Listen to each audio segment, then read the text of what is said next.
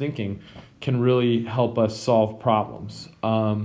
So I like this balloon diagram for a bunch of reasons, or this balloon idea for a bunch of reasons. I'm going to draw a few of them here. So let's just start with just combining some balloons, right? So if the basic, really obvious ones are, let's just do, if I have two balloons, right? That's, and there's no, let's just say there's no sticks on them at all. But if I have two balloons and then I just have, three more balloons, I just add three more balloons to that. 1, 2, 3. If I add more balloons to that, then I can go, all right, well, I know that 2 plus 3, and these are positive, by the way, because they're balloons, so positive 2 plus positive 3, that's going to equal, how many balloons do I have? What's the total number of positives I have? Positive 5. That's easy. Like, that's obvious stuff, right? That's second grade math. You guys already knew that stuff. Additionally, I can do something similar with subtraction. We can do very easy subtraction with just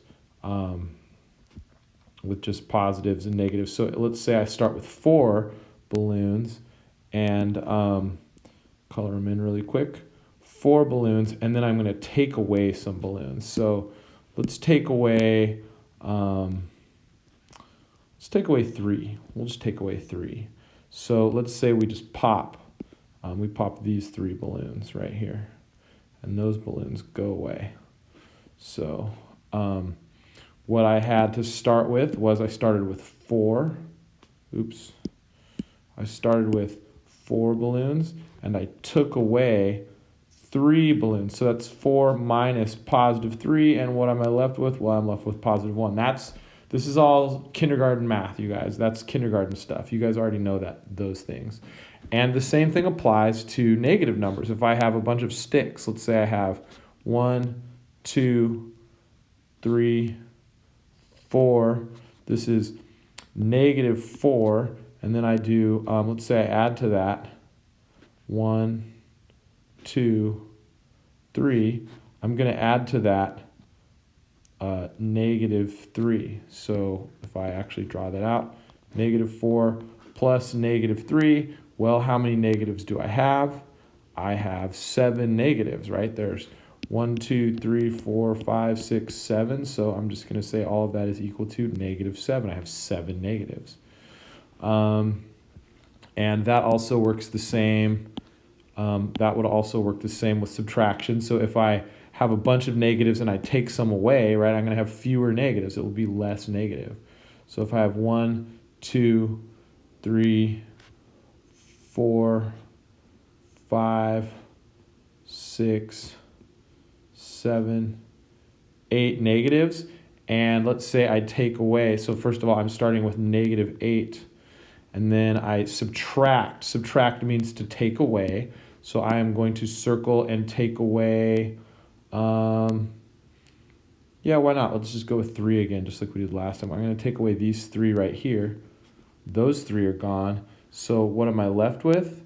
Well, I'm left with, first, by the way, I took away minus negative 3.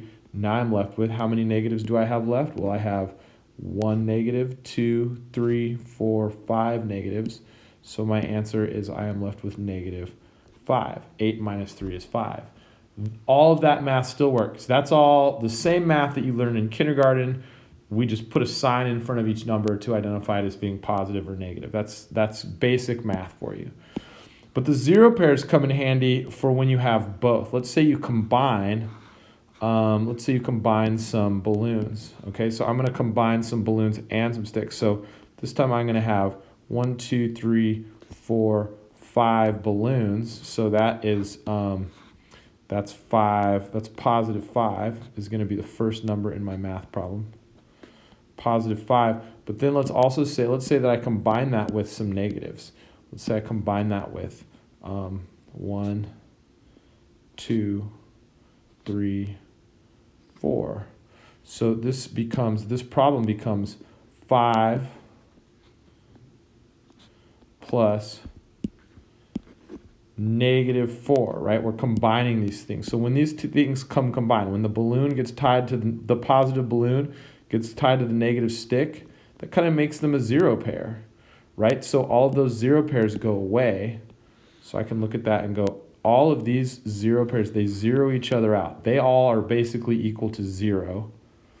And then what do I have left? Well, what I have left is just this one thing that's left. So we're going to say it's equal to 1, and that's a positive. So it's equal to positive 1. So all of the negatives cancel out, an equal number of positives. And then whatever's left over is my answer. And that is, a pretty good, it makes a lot of sense. And the same thing will work if if I go the other way. Let's say I start with a whole bunch of negatives. If I have a negative number first, I'm going to start with negative 1, 2, 3, 4, 5, 6, 7. Let's say we start with -7, and then we tie some balloons to the -7, and we go 1, 2 balloons here.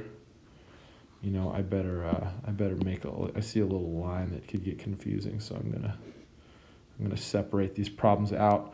I have 2 balloons there, so I'm gonna say, what am I doing here? What math am I doing? Well, I'm adding +2 plus +2. So when I combine these, one of the negatives cancels out one of the positives, so those negatives cancel out those positives, but and those are gone. So these get canceled out. But what I have left is -1, -2, -3, -4, -5. So the whole thing is going to equal -5. So my answer is -5, because that, what I should do? I should make that pink again, just like I did last time. Let's go with pink. I made this pink. That's going to show my answer. My answer is -5, because that's what's left over. So I like the zero pair method. That makes a whole lot of sense to me for adding things. It really does. The weird part about it, though, is it's really hard to subtract things.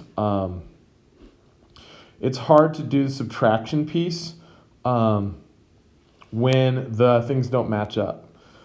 So I can try to make sense of it for you, but it's a little bit trickier, so follow along. Okay, so let's say we start with a problem like, we already showed that I can do a very easy, 4 minus 3 up here. So, but I'm going to change it. Let's do 4, instead of 4 minus 3, I'm going to draw 1, 2, 3, 4 balloons to start. But then, and actually I'm going to move those over a little bit. Let's move them over a little bit further. 4 plus, or let's do, instead of 4 plus -3, let's do 4 minus -3. So the thing is, though, how do I draw? I have my 4 here. I'm supposed to subtract -3. So what if I have 4 minus -3? How do I take away 3 negatives when I don't have any drawn here? There's nothing to take away. We don't see that. So I'm going to give myself a little bit more space. I'm going to show you that. But this is a little bit tricky, so follow me here. Okay, we know right now, we already know that this is equal to 4. Okay? But what would happen? What is the value of all of it together if I add a balloon? So when I add a balloon, that people go, oh, well, that equals -5. But what if at the same time that I add that balloon, I also add a stick? And I tie them together. What did I just add here if I add both of those things? If you remember from the previous page, that is a 0. So that is 4 plus 0. What is the value of 4 plus 0? still 4, right? 4 plus 0 is still 4. And so if I make another 0 pair and another 0 pair by adding these balloons, so I've added 2 more balloons, people are going to go, oh, well, that's plus 2. But if I make them 0 pairs, so if I zero them out right now, I've still drawn, I still have, oops, what is going on? I didn't mean to do that. I don't know what's going on right now. If this is a 0 pair and then I add another 0, what's 4 plus 0 plus 0? Well, all of it is still equal to 4. So now I still have 4. But, lucky for me, I have 3 negatives that I can take away. So now I can look at these 3 negatives here, and I can subtract them. I can say those are gone. And once those are gone, what do I have left? I have 1, 2, 3, 4, 5, 6, 7 positives. So my answer, I'm going to go back to pink. My answer is positive 7. Isn't that crazy? So we add a bunch of 0 pairs and then we can do our subtraction. And that is a little bit weird, but we can do it. The really common thing that people do that's a mistake is they will add positives to positives, or they'll cancel out 0 pairs that they think are positives. Or they'll cancel out 2 positives thinking they're a 0 pair, and that shouldn't happen. We need to make sure that doesn't happen. So yeah, this is how we use 0 pairs to help us with our math thinking here.